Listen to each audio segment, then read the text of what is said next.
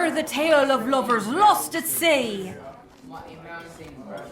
Every eve there was a man who drowned in a mug of mead, braving some of Eastshade's coldest nights to take up post in the famed lighthouse. He was awaiting his love, you see, making sure the light was always shining, so she'd see her way back home. Years ago, his wife took to the seas, hoping to lay claim to a pile of sunken treasure. 'Twas the time of year when the storms grew more terrible with each passing week, but she swore it was the last time she'd take on such a risk.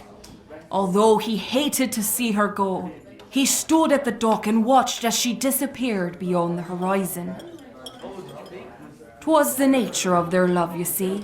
They supported one another despite all odds. Well, the townsfolk thought him crazy. Ever since his wife was gone, he swore he heard his love cry out every nightly eclipse, wailing above the ruckus of the sea. It was a near inhuman sound. Oh, oh. One night, the poor man couldn't take it anymore, believing his love to be so near, but seeming so far. He swore he saw her trapped on a patch of rocks away from the shore. He cried out to her, "Alara! Alara!" "Oh! Oh!" was the reply. In his excitement, he hardly noticed the approaching storm. He tumbled down the hill from the lighthouse and took the first small fishing boat he found. That night, he sailed his fate. It wasn't long before the storm started raging, the waves higher and fiercer than they had ever been. "Alara!" he cried. "Oh!" the reply, nearly drowned out by the power of the sea. The man paddled faster. He was so close, catching glimpses of her stranded on those sharp rocks. His heart ached, and in his desperation he fell deaf and blind to the monstrous wave building above.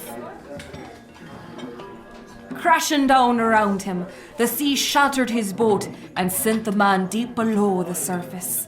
Waves swirled him round and round in a great salty tornado. He hardly knew which way was up. Just as his breath was fading away, a great flash of light burst through the sea. A light so brilliant it shone through the ocean's darkest depths in a rainbow of colour. The light faded and he couldn't believe his eyes. Alara was swimming straight for him. She pierced through the thrashing sea, and hundreds of small silvery fish swam round her in a cyclone. They swam faster and faster, the fish cycloning tighter around, until they fused to her body, changing her legs into one great flipper. In this form, she swam with the grace of a dolphin, her flipper propelling her down to her sinking love.